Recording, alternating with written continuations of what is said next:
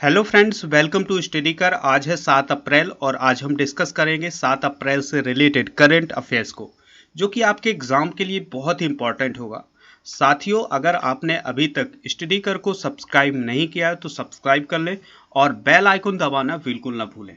इसके अलावा एक और महत्वपूर्ण सूचना है, अगर आप हमें खबरी ऐप पर फॉलो करना चाहते हैं तो नीचे डिस्क्रिप्शन बॉक्स में एक लिंक दी गई है जिसके माध्यम से आप हमें खबरी ऐप पर भी सुन सकते हैं। चलिए फ्रेंड्स, देखते हैं पहला क्वेश्चन क्या है। तो पहला क्वेश्चन है, हाल ही में किस देश के राष्ट्रपति ने एक कानून पर हस्ताक्षर किए हैं जिसके तहत वे दोबारा राष्ट्रपति चुनाव लड़ने के लिए खड़े हो सकते हैं? तो आंसर है इसका रूस। फ्रेंड्स, हाल ही में रूस के राष्ट्रपति व्लादिमीर पुतिन ने एक नया कानून बनाया है जिसके तहत वे दोबारा राष्ट्रपति चुनाव के लिए खड़े हो सकते हैं। इस विधेयक पर दस्तखत के साथ ही उन्हें राष्ट्रपति पद पर अन्य 2 कार्यकाल तक बने रहने की अनुमति मिल गई है। फ्रेंड्स, क्या होगा कि अभी वर्तमान में व्लादिमीर पुतिन राष्ट्रपति हैं, अगर वो चाहें तो अपने 2 और कार्यकाल पूरे कर सकते हैं, यानी अभी 12 वर्ष और वो कार्यकाल में रह सकते हैं, यानी रूस के राष्ट्रपति रह सकते हैं। इस कानून बनने के बाद वर्तमान राष्ट्रपति व्लादिमीर पुतिन 2036 तक रूस के राष्ट्रपति रह सकते हैं। पहली बार पुतिन वर्ष 2000 में रूस के राष्ट्रपति बने थे। उन्हें 2 बार 4-4 साल के कार्यकाल पूरे किए हैं।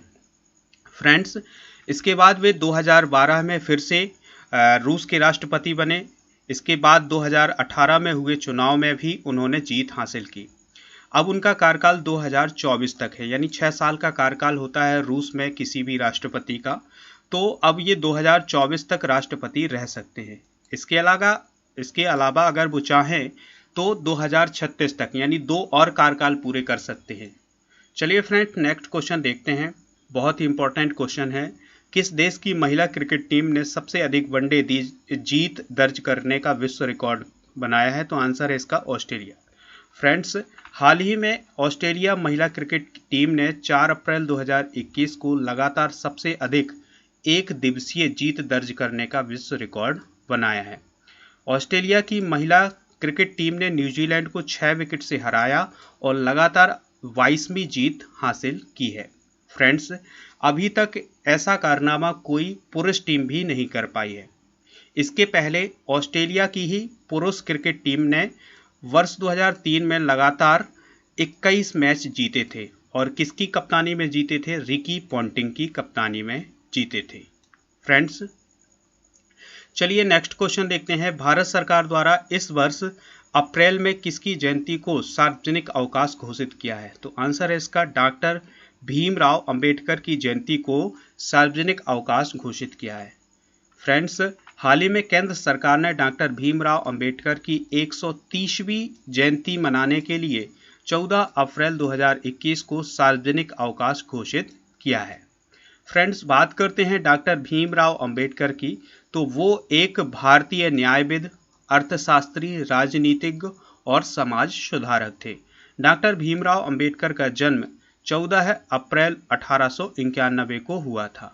और इनका जन्म कहाँ हुआ था? तो इनका जन्म हुआ था वर्तमान मध्य प्रदेश के अंबेडकर नगर, जिसे अब महू में हुआ था, जिसे अब क्या कहा जाता है? अंबेडकर नगर कहा जाता है। ठीक है, और भी बातें जानते हैं डॉक्टर भीमराव अंबेडकर के बारे में। तो डॉक्टर भीमराव अंबेडकर स्वतंत्र भारत के पहले विधि और न्याय मंत्री थे।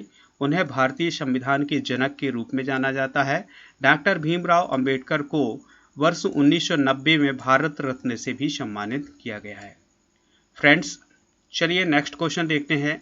किस कंपनी ने भारतीय कप्तान विराट कोहली को अपना ब्रांड एम्बेसडर नियुक्त किया है? तो आंसर है इसका डिजिट इंश्योरेंस।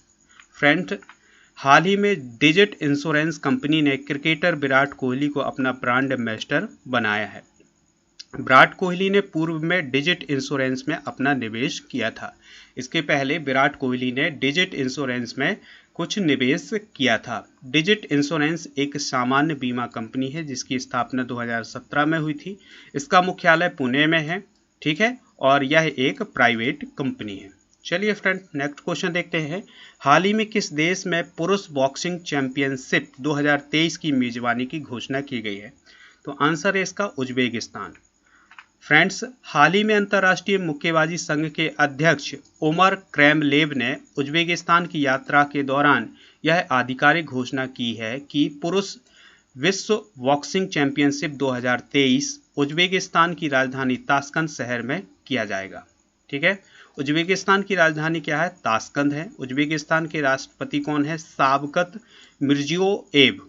ठीक है, उज्बेकिस्तान की मुद्रा क्या है? उज्बेकिस्तान सौम, वहाँ की मुद्रा क्या है? सौम है वहाँ की मुद्रा। ठीक है, अब हम बात करते हैं उज्बेकिस्तान के पड़ोसी देशों की। तो उज्बेकिस्तान के पड़ोसी देश कजाकिस्तान और तुर्कमेनिस्तान और अफगानिस्तान और तजाकिस्तान। ठीक है, ये इसके पड़ोसी देश हैं। चलिए फ्रेंड्स, नेक्स्ट क्वेश्चन देखते हैं। ब्रिटानिया इंडस्ट्रीज के अतिरिक्त महानिदेशक के रूप में किसे नियुक्त किया गया है? तो आंसर है इसका उर्जित पटेल को। हाल ही में रिजर्व बैंक ऑफ इंडिया के पूर्व गवर्नर उर्जित पटेल को food company Britannia industries limited ने एडिशनल डायरेक्टर के तौर पर नियुक्त किया है। फ्रेंड्स, उर्जित पटेल इस कंपनी में 31 मार्च 2021 से लेकर के 30 मार्च 2026 तक अपना कार्य करेंगे।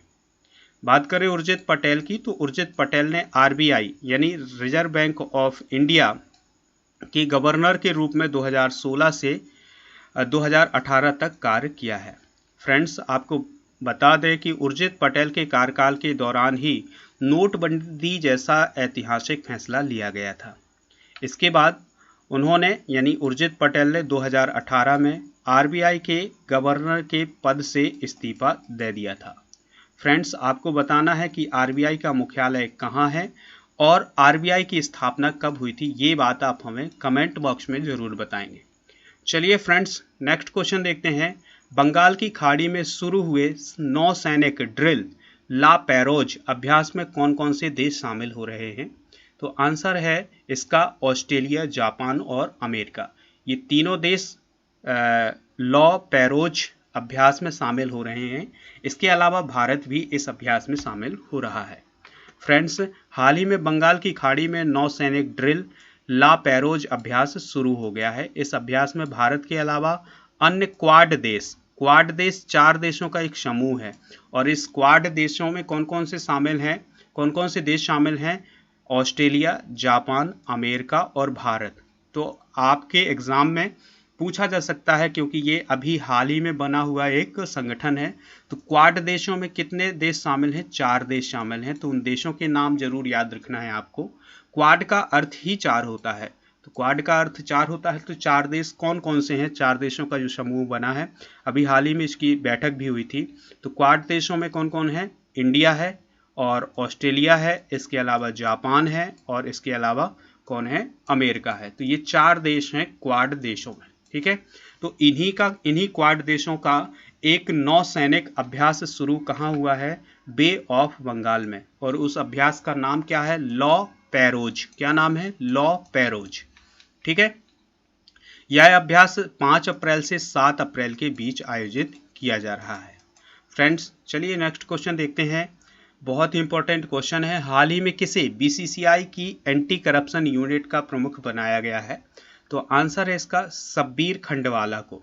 फ्रेंड्स, हाल ही में शब्बीर खंडवाला को बीसीसीआई का भ्रष्टाचार निरोधक इकाई यानी एंटी करप्शन यूनिट का प्रमुख बनाया गया है। ठीक है, इसके पहले वह गुजरात के पुलिस महानिदेशक यानी डीजीपी के रूप में कार्य कर चुके हैं। यानी जो शब्बीर खंडवाला हैं, ये इसके पहले गुजरात के पुलिस महानिदेशक यानी डीजीपी के रूप में कार्य कर चुके हैं।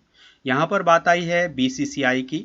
ठीक है, तो इसकी स्थापना दिसंबर 1928 में की गई थी। बीसीसीआई के वर्तमान में सचिव कौन है? जय शाह हैं।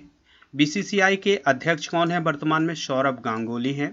बीसीसीआई का मुख्यालय कहाँ है? मुंबई, महाराष्ट्र में।